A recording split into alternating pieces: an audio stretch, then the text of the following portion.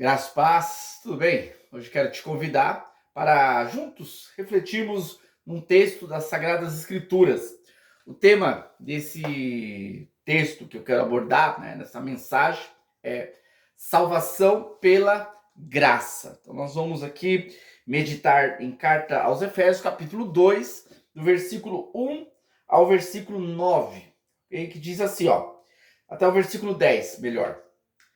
Ele nos deu vida, estando vós mortos nos vossos delitos e pecados, nos quais, outrora, andássemos segundo o curso deste mundo, segundo o príncipe da potestade do ar, do espírito que agora atua nos filhos da desobediência, entre os quais também todos nós andamos outrora, segundo as inclinações da nossa carne, fazendo a vontade da carne e dos pensamentos, e éramos por natureza filhos da ira, como também os demais.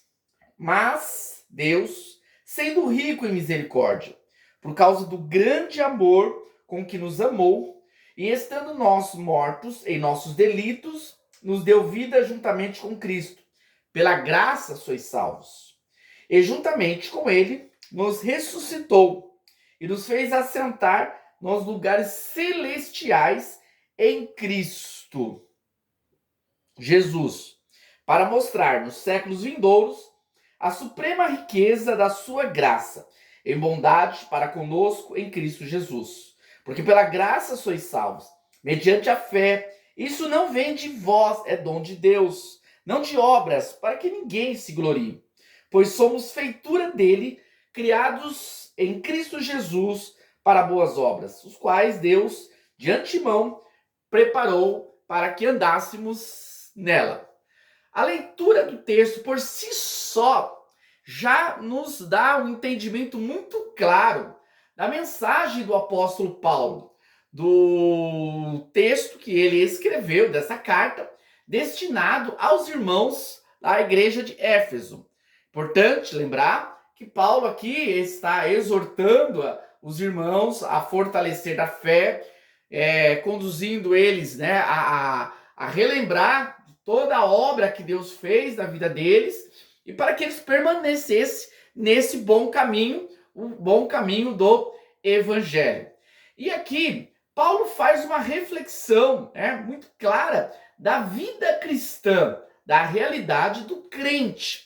Quando ele começa aqui no versículo 1, e nos deu vida, estando nós mortos nos nossos delitos e pecados, Paulo está falando aqui no âmbito espiritual. Paulo está falando sobre a vida espiritual. Outrora, antes de conhecer o Evangelho, antes de conhecer Jesus, as pessoas estavam mortas por causa dos seus pecados. O pecado deixou com que o homem se separasse de Deus, ficasse morto espiritualmente. E isso sem exceção. Então Paulo ele está se colocando junto com a realidade da humanidade, nos quais andássemos outrora, segundo o curso desse mundo. Então Paulo vai aprofundando a vida antes de Cristo, ele vai aprofundando a realidade de uma vida sem o Evangelho. Então ele vai fazendo os irmãos lá de Éfeso lembrar como que eles caminhavam antes de conhecer o Senhor. Eles andavam segundo o curso desse mundo, segundo o que ele aqui vai falando aqui,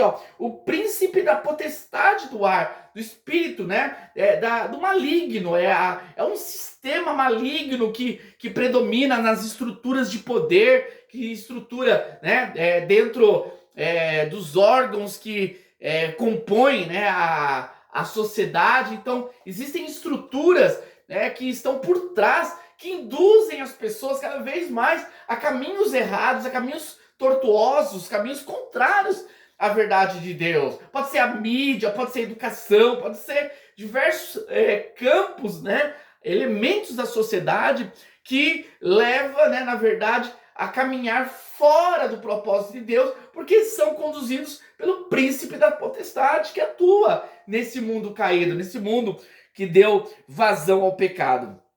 Ele fala aqui, dos filhos, entre os quais também todos nós andamos outrora, segundo as inclinações da nossa carne. Então Paulo não se exclui dessa realidade. Ele retrata a realidade da humanidade, ele se coloca também e chama os irmãos de Éfeso a também se colocar, né, nessa mesma posição, fazendo eles lembrarem que eles também, viviam como vive hoje o mundo sem Cristo.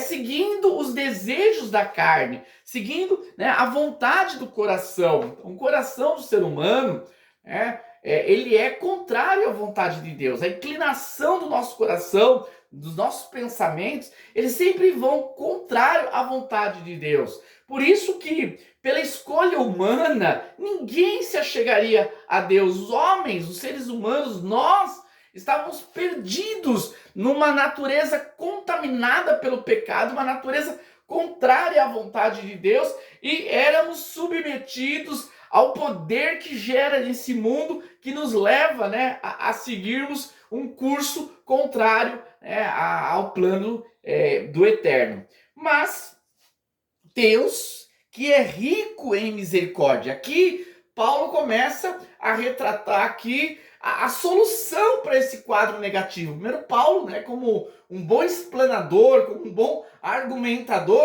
ele mostra o problema, mas agora ele vai trazer a solução. Então ele fala que a solução não está no ser humano, a solução não está nas nossas escolhas, não está naquilo que nós podemos fazer, mas a solução está em Deus, que é rico em misericórdia, por causa do grande amor com que nos amou. Então, a solução está no amor de Deus, na misericórdia de Deus, no olhar de Deus para nossas vidas. Olha o que Paulo aqui, né, está levando os irmãos a refletirem.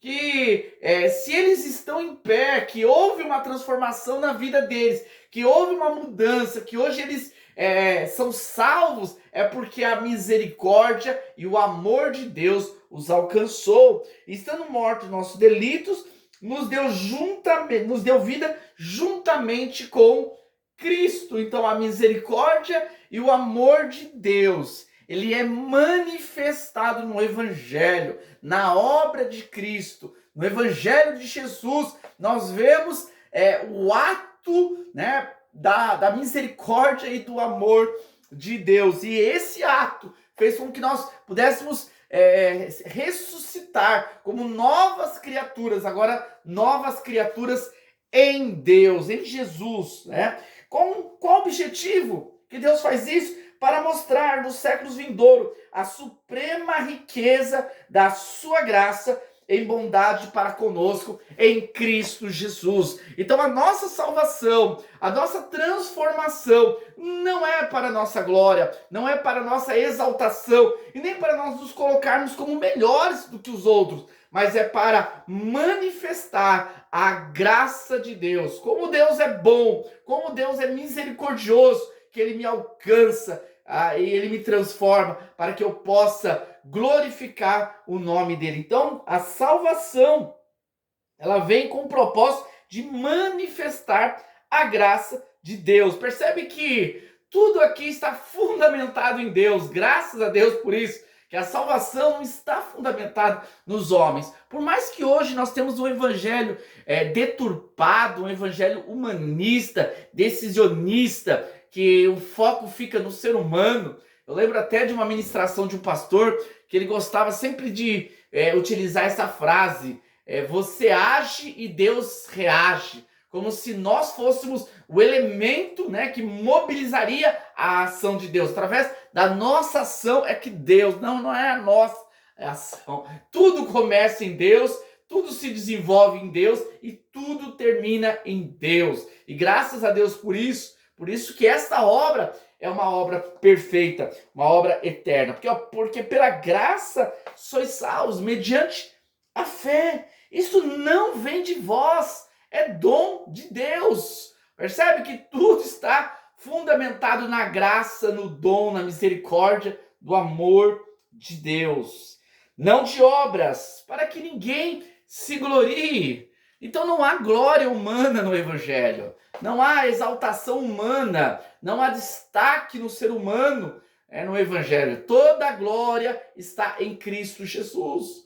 Quando chegarmos diante do Senhor, não podemos chegar para sermos exaltados ou enaltecidos, não. Nós vamos chegar com a consciência, com a lucidez, que só estamos lá porque a graça do Senhor nos alcançou. E glórias a Deus por isso. Glórias ao Senhor. Não foi a minha escolha, não foi a minha decisão, não foi a minha determinação, não foi a minha perseverança, não foi a minha coragem, não. Foi a graça do Evangelho que me alcançou e que me transformou. Aí ele continua aqui, ó. Não de obras, para que ninguém se glorie. Então, esse Evangelho que enaltece as obras humanas, que enfatiza que o ser humano tem que fazer um monte de coisa para poder manter ou garantir a sua salvação, para alcançar, em alguns casos mais extremos, a sua salvação. Isso está totalmente contrário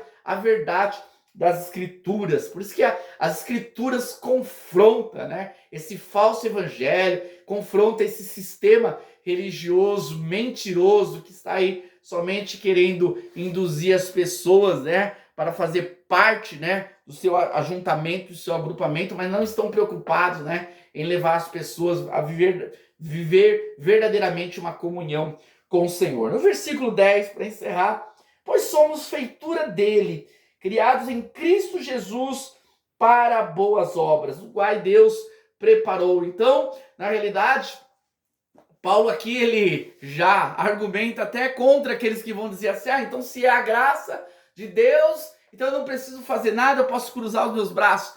Então, que evangelho fácil é esse, E aí Paulo aqui, ele já no versículo 10, ele já responde, essa indagação. Na verdade, aqueles que verdadeiramente foram alcançados, aqueles que experimentaram da misericórdia, do amor de Deus, aqueles que experimentaram do evangelho verdadeiro, desfrutaram do novo nascimento, eles vão viver para as boas obras. É uma consequência. Eu não faço boas obras para me salvar ou para me gloriar. Eu faço boas obras porque a graça de Deus me alcançou e me transformou. Então são consequências da obra de Deus na minha vida e não motivo para que eu possa conseguir algum êxito na salvação. Então, aqueles que verdadeiramente foram salvos, eles vão manifestar através das suas obras. Aquele que vive uma vida totalmente